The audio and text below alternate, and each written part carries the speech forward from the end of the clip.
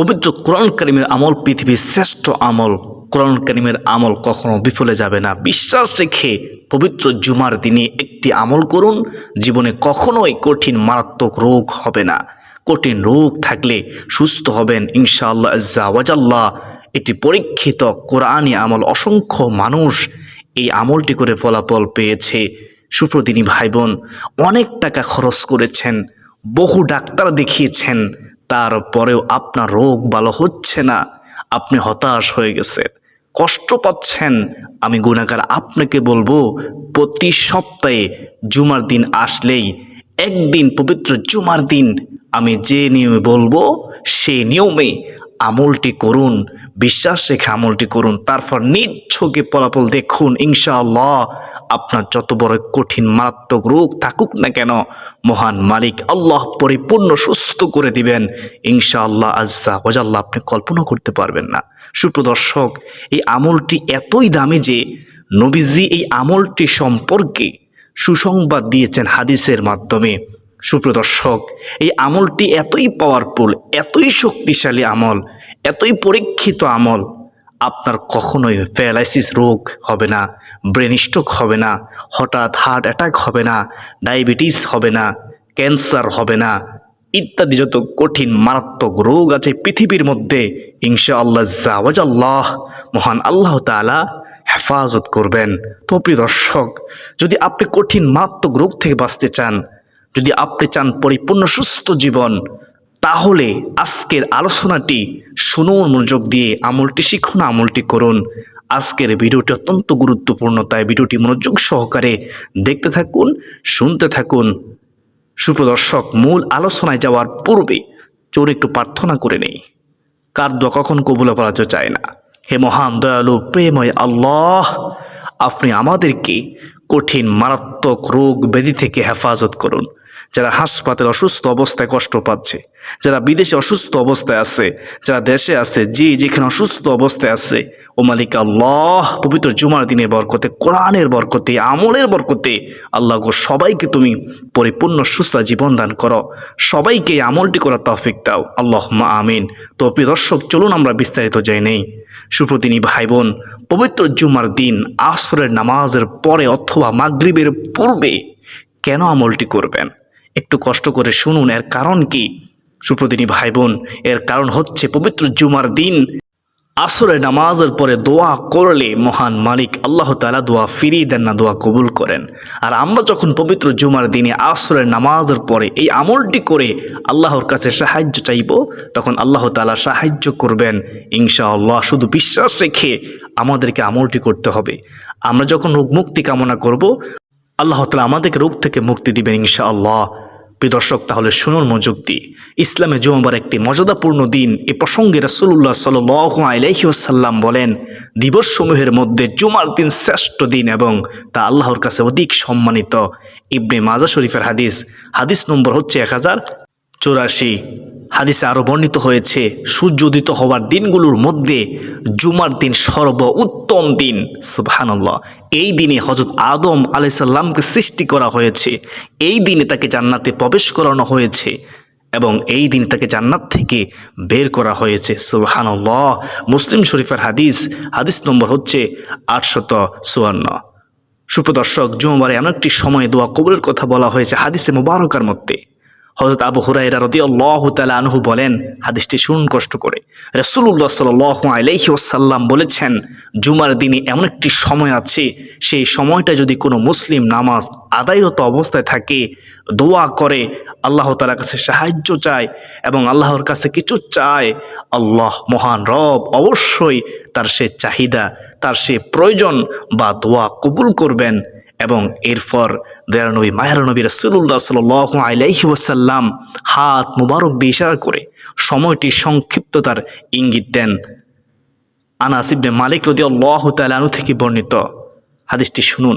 জুমাবারে এমন একটি সময় আছে, মুহূর্ত আছে, যেটাতে বান্দা আল্লাহর কাছে কোনো দোয়া করলে মহান মালিক আল্লাহ তাআলা তাকে তা দিয়ে থাকেন, ফিরিয়ে দেন না, ফিরিয়ে লজ্জাবোধ করেন। মুসান্নাফ, হাদিস নম্বর হচ্ছে 5588 নম্বর হাদিস। সুপ্রতিনী ভাই বোন, আর কি বলে আপনারা বুঝবেন?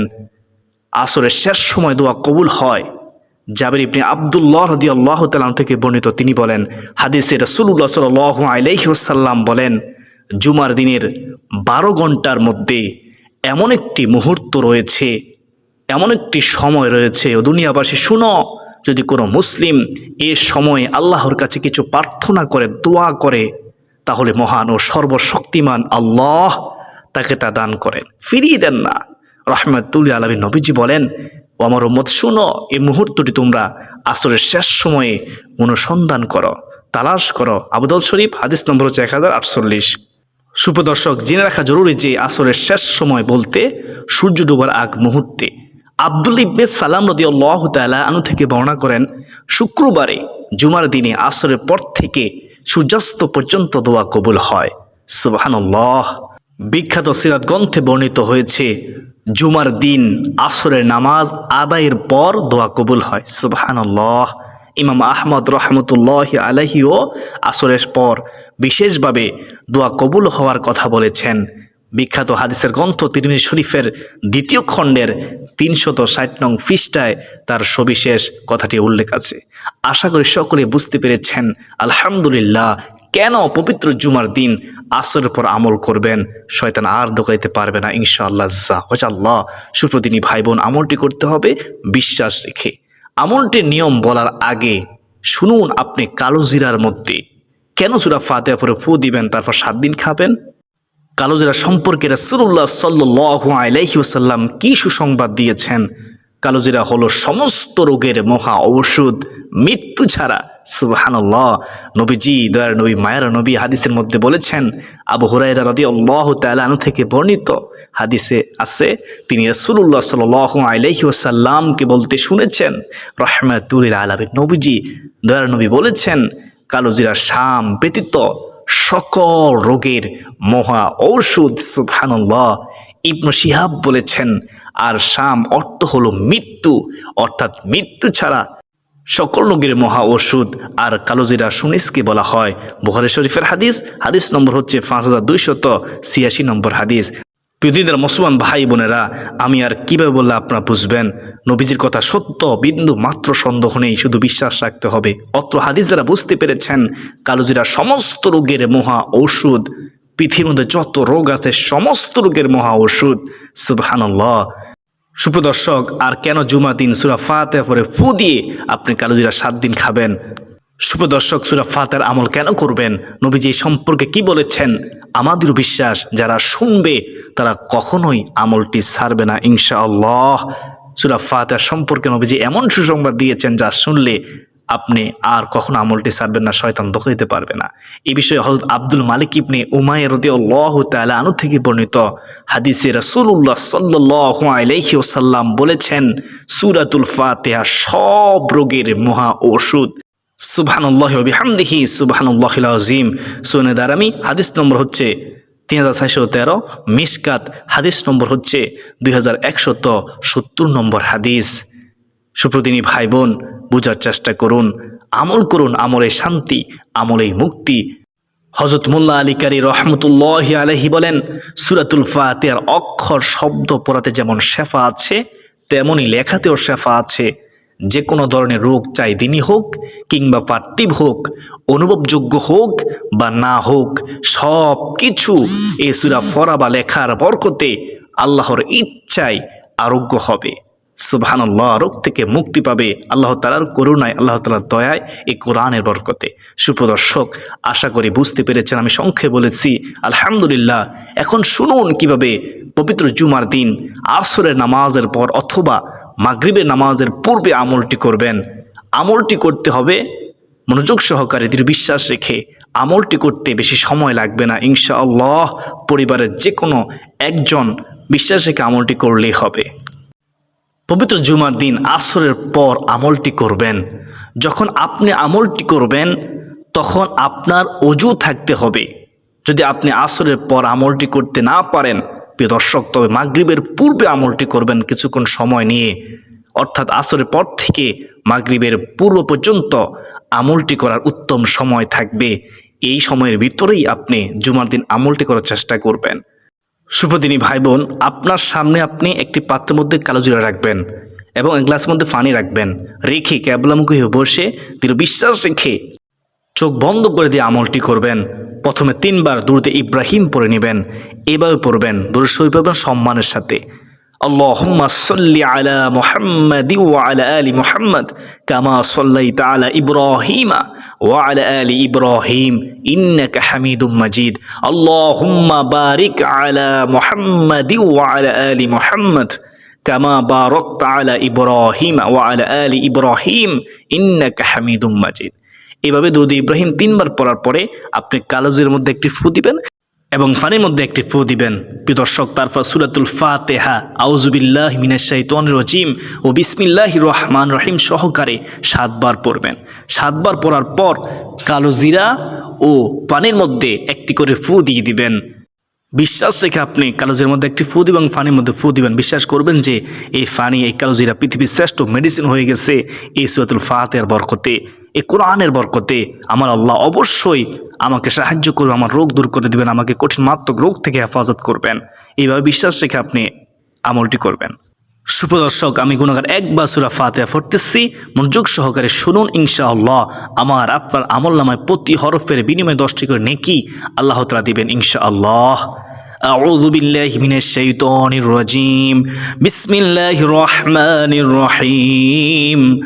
আলহামদুলিল্লাহি রাব্বিল আলামিন আর রহমানির রহিম মালিকি ইয়াউমিদ্দিন ইয়্যাকা না'বুদু ওয়া ইয়্যাকা নাস্তাঈন ইহদিনাস সিরাতাল মুস্তাকিম সিরাতাল্লাযীনা আন'আমতা আলাইহিম গায়রিল মাগদুবি আলাইহিম ওয়ালাদ-দাল্লিন আমিন।